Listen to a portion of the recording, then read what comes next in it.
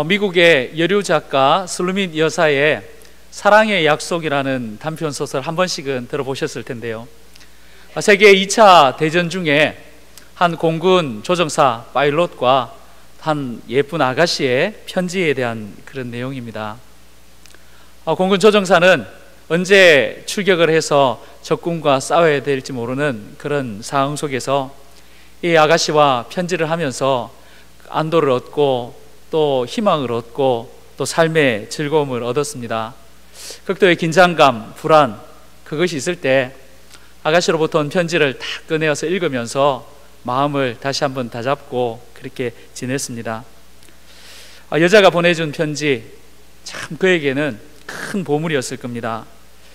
그런데 무슨 이유인지 모르겠지만 계속해서 그 여자 아가씨에게 좀 사진을 보내달라고 요청을 했는데 아가씨는 정중하게 몇 번을 거절을 했습니다. 그래서 자신이 예쁜지 안 예쁜지는 나중에 전쟁이 끝나고 만나서 확인하라고, 그렇게 이제 계속해서 서로 이제 편지를 왕래하는 가운데 드디어 세계 2차 대전이 끝났습니다. 그리고 그 남자 공군 조종사가 돌아왔고 그 아가씨 여자와 이제 만날 약속을 했습니다.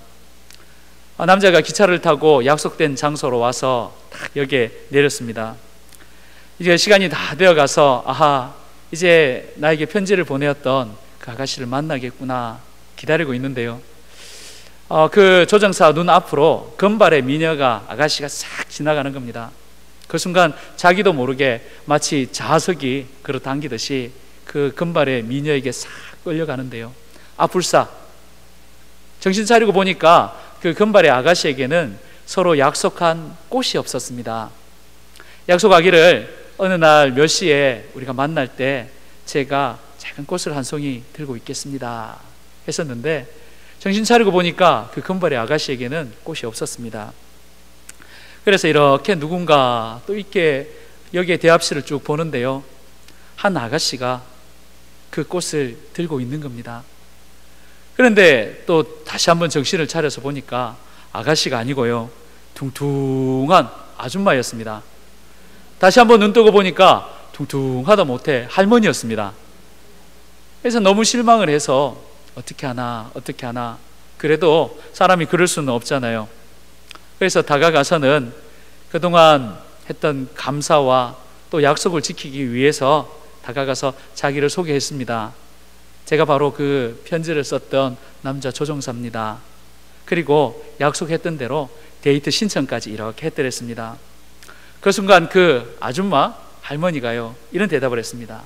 이보게, 조금 전에 웬 예쁜 아가씨가 내 손에 이 꽃을 쥐어주면서 누군가 와서 데이트 신청을 하거든 저기 건너편에 식당에서 기다리고 있다라고 좀 전해달라고 이야기했다고. 그 뒤에는 상상에 맡기시겠습니다. 참 행복하고 좋은 시간 되었을 겁니다. 아가씨는 예쁜 외모만큼이나 또 그 속마음도 정말 스마트하고 양리했던 것 같습니다. 요즘은 스마트폰으로 서로 얼굴을 다 보고 전화하고 또 편지하고 하는 그런 시대이기 때문에요, 이런 맛이 없는 것 같습니다. 그러나 얼굴 보지 못하고 글로써 편지를 쓰던 그 시절에는요, 이런 맛이 있었던 것 같습니다.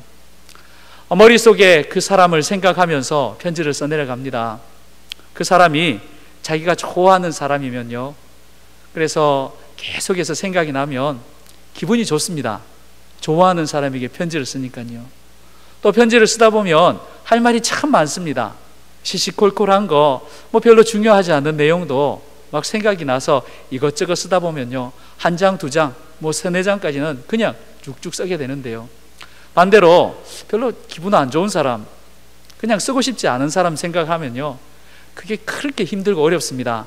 반 장도 채우기 힘들어서 그럼 이만 하고 마치는 게 바로 그런 편지인데요. 사도 바울은 로마서를 이렇게 이제 정리를 하면서요, 마지막 끝 인사를 이렇게 하는데요, 그 끝 인사가 참 대단합니다. 무려 한 장입니다. 한 장. 성경의 한 장 전체를 마지막 끝 인사로 이렇게 할애를 하고 있습니다. 또 오늘 성경을 봉독하시면서요, 그 로마 교회의 성도들의 이름을 쭉 해서 읽으셨는데요, 무려 28명이 나옵니다. 또 이름이 안 나오는 그룹이나 무리, 가족들도 4그룹, 4가족이 있습니다. 엄청나게 많은 사람들, 그 이름을 한 명 한 명씩 불러가면서요, 머릿속에서 생각을 하면서 아, 그 사람, 아, 그 사람, 아, 그 사람, 아, 그 사람, 이런 감사와 감격으로 바울 사도는 이렇게 편지를 쓰고 있습니다. 할 말이 많다는 겁니다. 감사한 일이 많고 할 말이 많고 또 전해주고 싶은 내용들이 참 많다는 겁니다. 우리가 로마서를 읽다 보면 어떻습니까? 로마서 참 딱딱하잖아요. 복음의 진리가 있고 거기에 참 귀한 것이 있지만요, 1장부터 쭉 읽어가다 보면 참 로마서 말씀이 어렵습니다.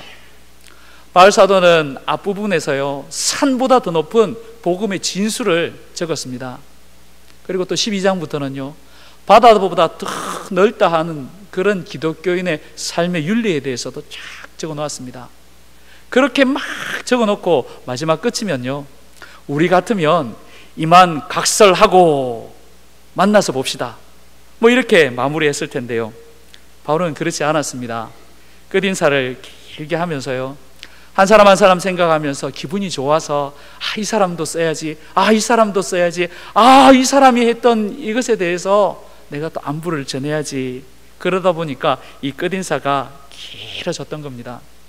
그렇다면 오늘 우리가 이 바울의 마지막 로마서 16장의 말씀을 보면서 사도 바울은 어떤 사람들에게 안부를 전했는가, 어떤 사람들을 기억했는가, 그것을 한번 살펴보도록 하겠습니다. 먼저 1절과 2절의 말씀을 보면 여기에 나오는 인물은 베베라는 사람인데요, 이 사람은 안부를 전한 것이 아니라 로마 교회에 추천을 했습니다. 베베라는 이 사람 로마에 갈 텐데 잘 부탁합니다, 이 사람 잘 맞이해 주십시오. 이 베베라는 사람은요, 여집사입니다. 겐그레아의 여집사로서 지금 바울이 쓴 이 로마서 편지를 들고 로마 교회로 가고 있는 그런 여집사입니다. 참 간담이 큰 믿음의 성도입니다. 겐그레아에서 로마가 어디라고요? 그 엄청난 거리를 바울 사도가 건네준 이 로마서 편지를 들고 그 먼 거리를 찾아간 것입니다. 그러니까 바울 사도는 그 베베 여집사를 잘 부탁한다라고 이렇게 쓰고 있는 것입니다. 1절과 2절 말씀 다시 한번 보시면요, 내가 겐그레아 교회의 일꾼으로 있는 우리 자매 여집사 베베를 너에게 추천하노니 너희는 주 안에서 성도들의 합당한 예절로 그를 영접하고 무엇이든지 그에게 소용되는 바를 도와줄지니 이는 그가 여러 사람과 나의 보호자가 되었음이라 하면서 바울은 베베를 이렇게 추천을 하고 있습니다. 베베의 고향 겐그레아, 그것은 고린도 지역에 있는 항구 도시입니다. 그곳에서 예수 그리스도를 믿고 또 교회의 여집사로서 이렇게 믿음으로 나아가던 베베는요, 오늘 말씀을 보니까 보호자다라고 이렇게 적혀 있습니다. 보호자. 이 보호자는 당시에 이 로마의 사회에 있어서 로마의 시민권이 없는, 그러니까 외국인이라든지 아니면 다른 그런 사람들을 대표해서 법적으로 대리 행위를 하는 사람을 보호자라고 이렇게 이야기를 했습니다. 그래서 대개 보호자들은 여자가 아니고요, 남자였습니다.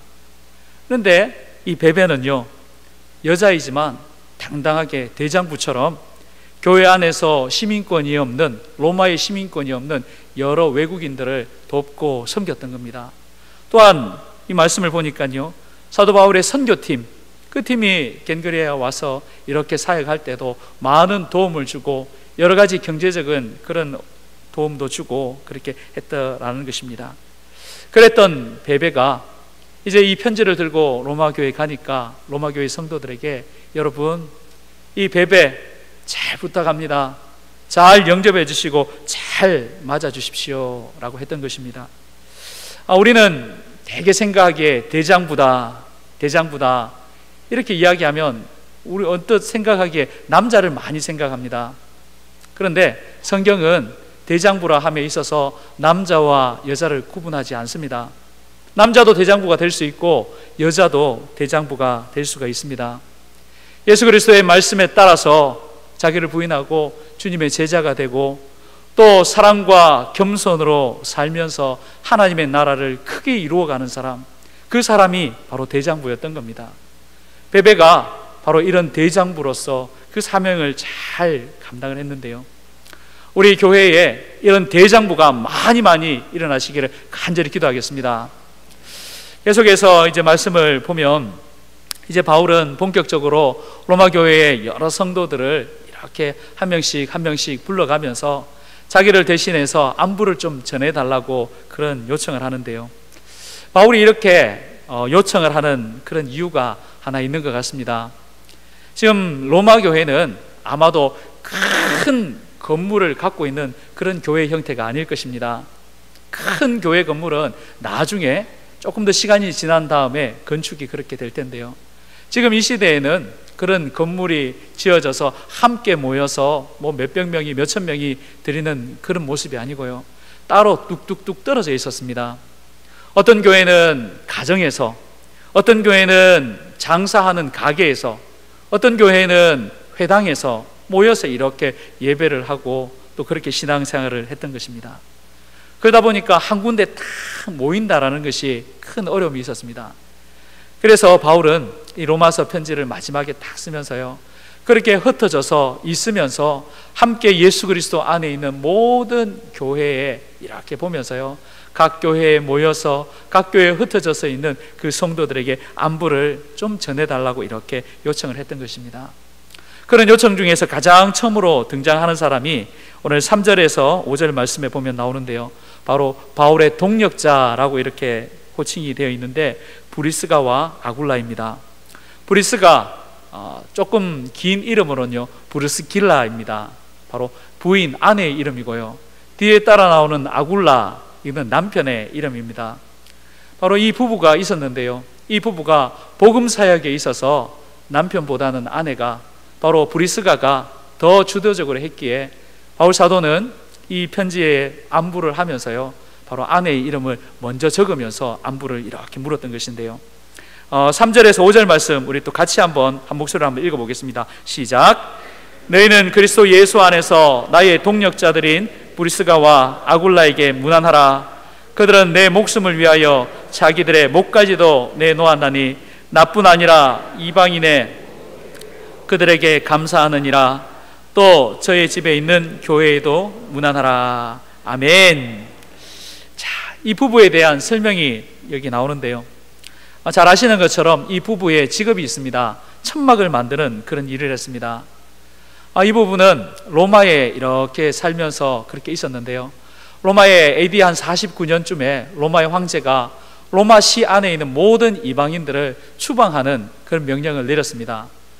그래서 이 부부도 로마시에 살고 있다가 살지 못하고 고린도로 내려와서 고린도에서 이렇게 천막을 만드는 일을 하면서 그렇게 살고 있었습니다.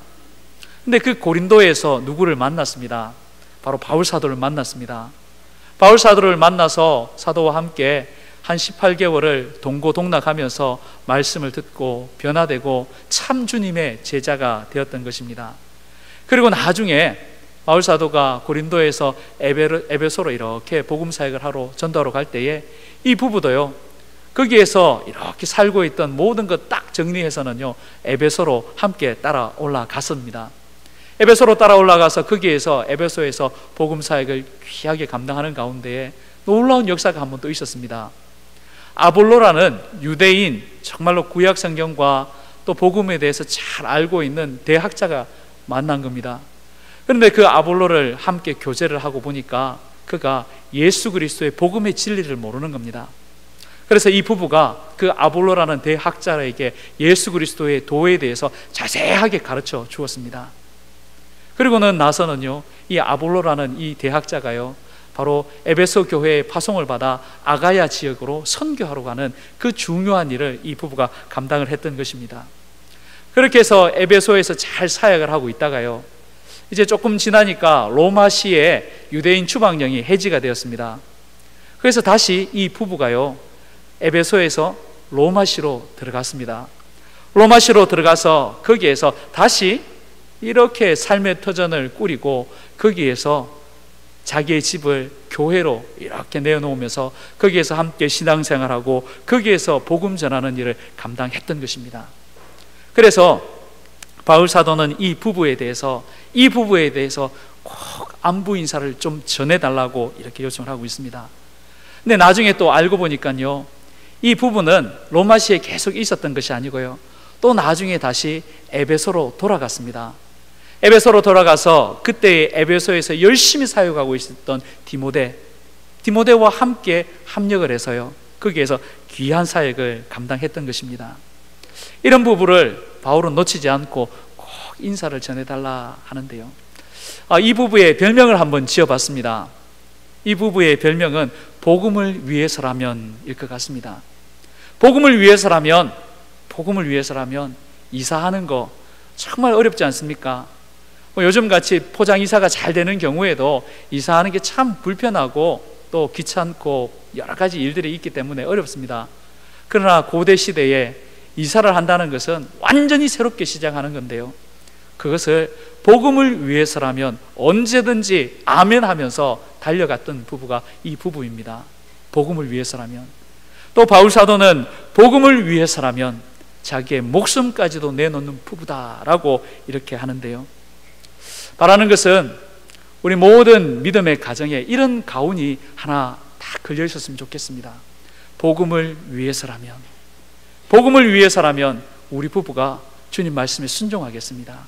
복음을 위해서라면 주님 말씀하시면 그 어떤 것도, 불편한 것도, 힘든 것도, 어려운 것도 순종하겠습니다 하는 이런 믿음의 가정이 많아지시기를 간절히 기도하겠습니다. 다음으로 살펴볼 이 사람들은요, 5절부터 시작해서 이제 15절까지 나오는 많은 사람들을 한번 쭉 살펴볼 텐데요, 여기 나오는 호명이 되는 사람들은 한 명 한 명 따로 떼어서 이렇게 살펴보기에는 좀 힘든 부분이 있습니다. 설교가 길어지기 때문이 아니고요, 자세한 내용이 잘 기록되어 있지 않기 때문입니다. 단지 이름 앞에 짤막짤막한 그 내용들만 이렇게 있어서요, 참 설교하기가 쉽지 않는 그런 내용들입니다. 근데 이런 이름들을 한 명씩 보고 또 이들이 했던 일들을 조금씩 보면서요, 이 사람들 그렇게 열심히 한 그런 사람들은 아닌데 바울 사도가 그냥 인사치레로 한 그런 거 아닐까? 이런 오해가 우리 가운데 있다면요, 그 오해를 오늘 또 푸셔야 됩니다. 우리는 여기에 나오는 이 사람들을 잘 모릅니다. 그러나 로마교회 성도들은 이 사람을 압니다. 우리는 여기에 있는 이름들이 참 어색합니다. 헬라 이름도 있고 유대 이름도 있고 또 이름의 계층이 다 틀리기 때문에요, 이름이 참 어렵고 그렇습니다. 그러나 이때 당시에 로마교회 사람들은요, 로마교회 성도들은 이 이름만 들으면 아하, 그 사람하고는요, 그 사람이지, 그 사람, 말 안 해도 다 아는 그런 사람들입니다. 특히 5절에 나오는 에베네도, 이름 하나 듣고는요, 우리는 잘 모릅니다. 에베네도가 누구지? 성경에 또 어디에 나오지? 이 사람 뭐 했지? 이렇게 생각하는데요, 로마교회 성도들은 에베네도, 이 이름만 하나 딱 들으면 그 사람 그 사람 대단하지, 그 사람의 믿음, 그 사람의 헌신, 그 사람의 충성, 말 안 해도 알지 하는 그런 것입니다. 우리는 이름 하나만 딱 보고는 그 사람 잘 모릅니다. 또 그 사람이 어떤 일을 했는지, 또 그 사람의 신앙이 뭐 큰지 잘 모릅니다. 그런데요, 주님께서는 아십니다. 이것이 바로 평신도 사역의 가장 독특한 묘미이자 특징입니다. 평신도 사역은 일반 성도들은 잘 모르고요, 또 한 대 건너거나 시간이 조금 지나면요, 우리의 기억 속에, 우리의 생각 속에는 다 잊혀집니다. 그런데 우리는 잊혀질지라도 주님께서는 기억하십니다. 주님께서는 그 성도의 사역과 헌신과 믿음과 충성을 기억하셔서 알아주십니다. 우리가 생각하기에 이렇게 작은 것도 알아주실까? 아니요, 그 작은 것도 우리 주님께서는 크게 보시면서요, 그것에 대해서 인정해 주시고 알아주십니다. 그 수고와 흘린 땀방울과 흘린 눈물, 그 모든 것에 대해서 인정해 주시고 격려해 주시고 칭찬해 주신 줄로 믿으시길 바랍니다. 이제 본격적으로 이 사람들의 이름을 쭉 한번 살펴볼 텐데요. 바울이 호명한 이 평신도의 이름 그룹을 한번 지어서 한번 살펴보겠습니다. 먼저 살펴볼 그룹은요, 여자 그룹입니다. 여자. 저희는 뭐 이름을 보니까 남자인지 여자인지 잘 표시가 안 납니다. 그런데 여기 쭉 보면요, 여자 이름이 참 많이 나옵니다. 제가 초두에 이름이 총 28명 나온다라고 말씀을 드렸는데요, 그 중에서 10명의 이름이 여자입니다. 10명이요. 먼저 성경을 쭉 한번 보시면서 한번 하나씩 살펴볼 텐데요, 1절에 베베는 당연히 여자고요, 여집사 베베고요. 그 다음에 3절에 나오는 브리스가 아내 여자입니다. 또 6절에 한번 보십시오. 많이 수고한 마리아 여자고요. 또 7절에 한번 보십시오. 바울과 바울의 친척이자 또 함께 갇혔던 유니아, 이 사람 또한 여자입니다. 그 다음에 12절에 보면 두루베나와 두루보사 이름이 붙어 나오는데요, 이름이 좀 비슷하지 않습니까? 그 뜻도 비슷한데요, 뜻이 앞에 나오는 두루베나는 섬세하다라는 뜻이고요, 두루보사는 고상하다라는 뜻입니다. 그래서 이 두 사람이 쌍둥이이거나 최소한 자매 관계입니다. 그러니까 당연히 여자이고요. 그 다음에 12절에 보면 많이 수고한 사랑하는 버시라는 이 사람이 나오는데요, 버시, 그러니까 남자 이름 아니야 싶은데요, 버시는 남자 이름이 아니고요, 이때 당시에 헬라의 그 표현을 하면 페르시다인이라는 그 뜻입니다. 바로 페르시아의 출신의 노예로서 해방이 되어 자유를 얻은 사람이라는 그 뜻이 있습니다. 버시. 그러니까 여기 나오는 이 버시도 당연히 여자이고요. 13절에 나오는 루포의 어머니 또 여자입니다. 그 다음에 15절에 나오는 율리아가 나오는데요, 당시 로마 시대의 왕족의 가게에서 흔히 쓰는 여종의 이름이었다고 합니다. 그 다음에 거기에 나오는 네레오의 자매, 이렇게 해서요 여자의 이름이 많이 나옵니다. 우리가 생각했던 것보다 이름이 많이 나와서 깜짝깜짝 놀라는 부분이 이런 부분입니다. 지금부터 2000년 전에 로마 시대 여자의 이름을 이렇게 부른다, 또 여자에게 안부를 전한다, 쉽지 않았을 것 같습니다. 그래서 이제 고대 시대의 그런 문화를 한번 살펴보니까요, 로마의 이 문화는 그리스 문화보다 조금 더 개방적인 문화였다고 합니다. 그래서 여자의 인권이나 또 이런 것에 대해서 많이 보장을 했지만요, 그러나 자유로운 그런 시대는 아니었습니다. 로마의 집정관이었자 사상가였던 키케로가 이런 말을 했는데요, 우리 선조들께서는 현명하시게도 모든 여성들을 후견인의 통제 아래 두어야 한다고 생각하셨다. 여성들은 선천적으로 나약하기 때문이다. 로마의 일반적인 생각이었습니다. 여성들은 선천적으로 연약하기 때문에 육체적으로, 정신적으로, 그래서 후견인의 보호 아래 있어야 된다라는 생각이었습니다. 그래서 이런 후견인 제도가 있었는데요, 미혼인 경우에, 아직 결혼하지 않은 경우에 여자의 후견인은 아버지입니다. 결혼한 이후에는요, 여자의 후견인은 남편이 됩니다. 그래서 미혼인 경우에는 아버지의 밑에서 이렇게 제재를 받았고요, 결혼한 이후에는 남편에 의해서 그의 이런 것들이 제재를 받는 시대가 로마 시대였습니다. 나중에 로마의 황제 아우구스투스가 이 후견인 제도를 조금 보완을 해서요, 후견인 제도가 없을 수 있도록 그런 방법을 마련했다고 하는데, 아버지가 일찍 돌아가시거나 아니면 남편이 일찍 여의는 경우, 그때에 후견인 제도 없이 자유된 여자가 될 수 있고요, 또 아이를 3명 이상 낳은 여자인 경우에 후견인 제도가 필요 없다라는 그런 조치를 마련했다고 합니다. 뭐 그렇지만 이 후견인 제도가 있다라는 것만 봐도요, 여자의 그런 사회생활, 또 인권, 자유로운 활동을 많이 이렇게 제한이 되었을 겁니다. 한 번씩 왜 그 로마 시대의 이런 영화 같은 것을 보면요, 이런 장면이 나오는데, 남자들은 이렇게 뭐 파티 같은 게 열릴 때요, 이렇게 소파 같은 데 기대어서 컵을 들고 포도주를 마시지 않습니까? 그러나 여자들은 그렇게 못했습니다. 여자들은 허리를 꼿꼿이 세워서 앉거나 아니면 서 있어야 되고요, 포도주를 마시지 못하고 대신에 포도즙을 마시는 그런 문화였습니다. 당연히 이 시대는 남성 중심의 문화였다라는 것입니다. 그런데 바울 사도는 이 남성 중심의 문화 사회에서요, 많은 여성들, 특히 여자 성도들의 이름을 하나씩 이렇게 많이 기록을 하면서요, 이렇게 나아갔던 것입니다. 그런데 여기 나오는 이 여자의 이름들이요, 단순한 그런 여자의 이름이 아니라 주님의 교회에 충성되고 또 주님의 나라를 이루어가는 열심인 그런 여성도였다라는 사실입니다. 한마디로 교회 안에서 리더해 나가고 교회 안에서 이런 큰 일들을 쉽게 하는 그런 믿음의 여성도였다라는 것입니다.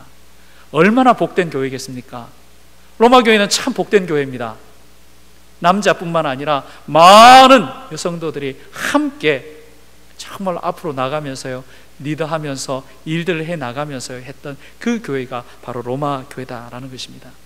그래서 바울 사도는 그 사람들의 이름을 한 사람 한 사람 불러가면서 이렇게 안부를 전했습니다. 자, 또 계속해서 말씀을 보시면 로마 교회에는 여러 다양한 계층의 많은 충성된 사람들이 있는 것을 발견하게 되는데요, 1절에 나왔던 베베, 이 여자는 겐그리아 사람으로 헬라 사람입니다. 또 3절에 나오는 브리스가, 이 사람은요 로마의 귀족 가문의 출신입니다. 이것을 어떻게 알 수 있냐면요, 중요한 단서가 이름입니다. 이름. 지금은 우리가 이름을 지을 때 개인의 취향에 따라서 좋은 것에 따라서 이렇게 이름을 짓지만요, 고대 시대에 이름을 짓는 것은 자기의 가문과 또 자기의 이런 계층, 이런 것들이 그 이름에 다 포함이 되어 있는데요, 그래서 그 이름을 조금만 연구하고 살펴보게 되면 이 사람이 어떤 계층의 사람인가 하는 것을 그렇게 알 수 있다고 합니다. 그래서 3절에 나오는 브리스가, 이 여자는요 바로 로마의 귀족 가문의 사람이고요, 또 5절에 나오는 아시아에서 처음 열매 맺은 에베네도, 여기 아시아는 바로 소아시아입니다. 아마도 에베소의 지역에 있었던 사람인 것 같은데요, 바로 에베소, 거기에서 예수 그리스도를 믿고 변화된 사람입니다. 그러니까 당연히 에베소니까요 외국입니다. 또 6절에 나오는 마리아, 많이 수고한 마리아는요 유대인이고요, 또 5절에 나오는 안드로니고와 유니아, 바울의 친척이니까 당연히 유대인일 것입니다. 8절의 말씀을 보면 암블리아라는 이 이름이 나오는데요, 암블리아 이 이름은요 당시 로마에 있었던 노예들 사이에 아주 흔한 이름이었다고 합니다. 이것을 어떻게 하냐면 로마에 있던 그 무덤에 비문이 하나 발견이 되었는데요, 그 비문에 바로 노예 이름 이 암블리아가 딱 적혀 있었다라는 것입니다. 그래서 이 이름이 로마 시대의 노예들의 일반적인 이름이었기 때문에 이 암블리아는요 로마의 노예 출신입니다. 그 다음에 9절의 말씀을 보면 우르바노라는 이름이 나오는데요, 이 이름은 왕족 가문에서 많이 쓰는 그런 이름인데요, 왕족이 아니라 그 가문의 노예의 이름이었다고 합니다. 노예도 그냥 일반적인 노예가 아니라 왕족 가문의, 왕족의 그 집안에서 이렇게 일을 했던 노예였습니다. 9절에 보면 스다구가 나오는데요, 스다구는 진짜 흔하지 않은 이름이었다고 합니다. 그래서 이 이름은 아마도 왕족의 이름이지 않을까 그런 추측을 하고요, 그 다음에 10절의 말씀을 보면 인정받은 아벨레 나오는데요, 이 사람은 유대인이고요, 그 다음에 아리스불로의 권속이 나오는데요, 그 유대에 있었던 바로 헤롯 가문입니다. 그 헤롯 가문이 나중에 로마로 가게 되었고요, 거기에 있었던 가문의 모든 종들이 나중에 로마 황제의 종으로 이렇게 넘어가면서 있었던 그 사람들이 바로 아리스불로의 권속들입니다. 그 다음에 11절의 말씀을 보면 바울의 친척 헤로디온이 나오는데요, 여기에서 친척은 그냥 일반적인 친척이라는 그 뜻보다는요 바울의 동포라고 해석을 해도 좋은 것입니다.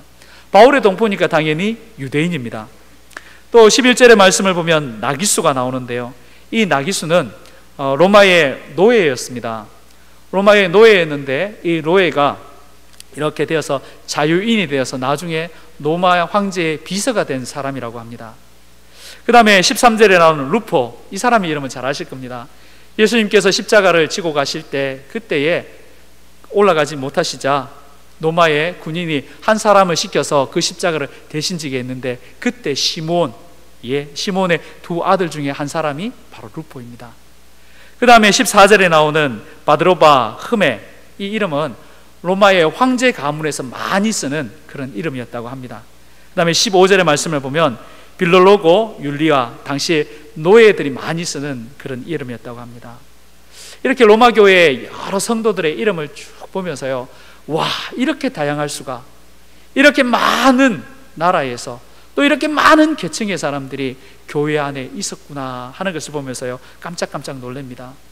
사도 바울이 갈라디아서 3장 28절에 너희는 유대인이나 헬라인이나 종이나 자유인이나 남자나 여자나 다 그리스도 예수 안에서 하나이니라. 아멘. 이 말씀이 진리입니다.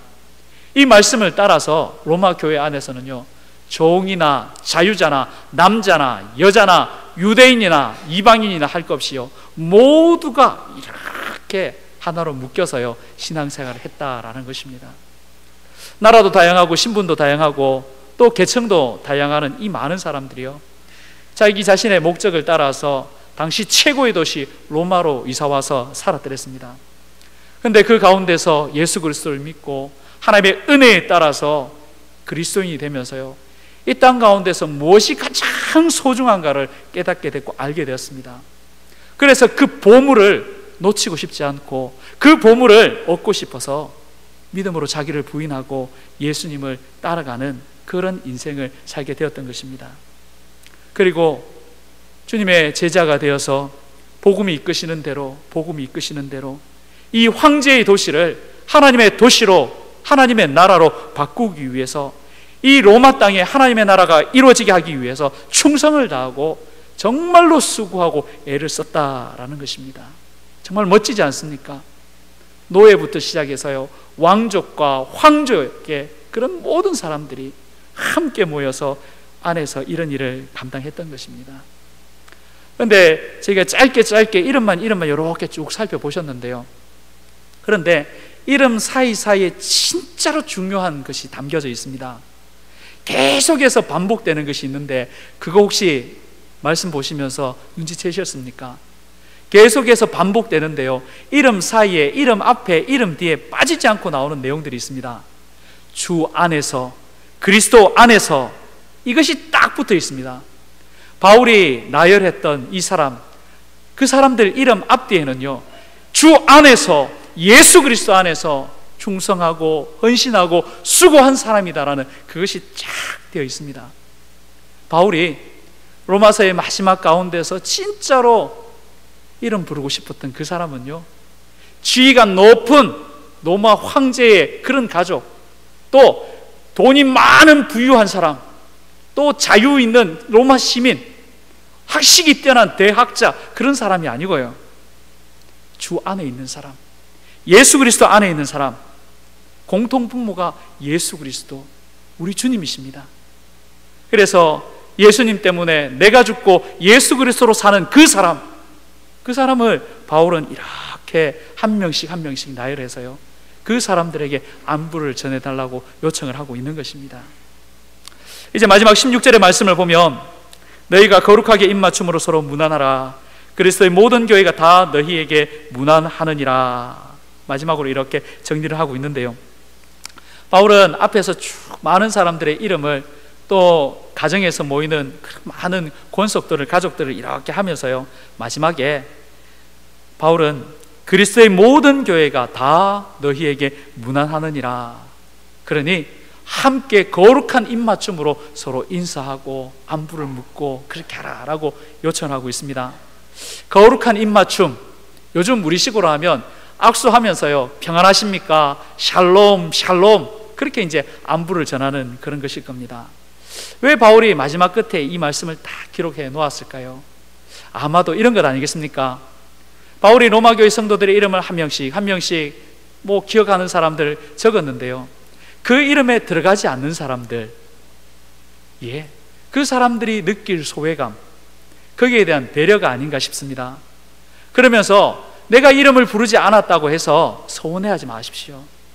내가 이름을 여기에 적지 않았다고 해서 서운해하지 마십시오. 그리스도의 모든 교회가, 이 땅에 있는 예수 그리스도의 모든 교회가 여러분들에게 안부를 전합니다. 나 바울은 몰라줘도 나 바울은 잘 듣지 못하고 또 잘 알지 못해서 몰라줘도 예수 그리스도의 모든 교회가 주님께서 여러분 알아주십니다. 그렇게 인정해 주시는 겁니다.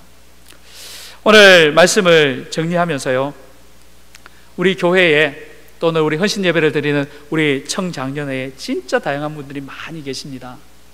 전부 다르십니다. 얼굴 생김새도 다르시고요, 고향도 다르시고요, 또 직업도 다르시고 취미도 다르시고 성격도 다르시고 하시는 일도 다릅니다. 그러나 똑같아야 되는 것이 있습니다. 절대로 틀리지 말아야 되는 것이 있습니다. 바로 주 안에서 예수 그리스도 안에 있다는 이 사실은 틀리지 않고 똑같아야 됩니다. 이것을 바울 사도는 오늘 우리에게 가르쳐 주고 있습니다. 베베처럼, 브리스가와 아굴라처럼, 에베네도처럼, 많이 수고한 또 마리아처럼, 수많은 초대교회 성도들처럼 코피가 나도록 수고하고 애쓰고 헌신하고 필요하다고 생각하면 목숨까지 내놓는 성도들처럼 그리스도 안에 있어야 된다라는 것을 우리에게 꼭 가르쳐 주고 있습니다. 오늘 오신 우리 모든 성도님, 한 번뿐인 우리의 인생, 또 한 번뿐인 우리의 이 믿음의 신앙생활 어떻게 하시겠습니까? 다른 곳에서, 다른 그 무엇에서 수고하고 애쓰는 것, 그것보다는요, 주 안에서, 예수 그리스도 안에서 있는 것이 가장 복된 것이고, 또 그것을 우리 주님께서는 인정해 주시는 줄로 믿습니다. 예수 그리스도 안에 있을 때 세상은 잘 알아주지 않습니다. 그러나 우리 주님께서는, 또 주님의 교회는 이 사실을 인정해 주고 알아줍니다. 나중에 주님 앞에 섰을 때 주님께서 우리 이름 기억하십니다. 뿐만 아니라 우리에게 면류관 씌워주시고 영원히 없어지지 않은 상급을 우리에게 주시는 줄로 믿습니다. 이런 놀라운 복을 얻으시는 우리 모든 청장년 회원들, 또 우리 모든 성도님 되시기를 간절히 기도하겠습니다.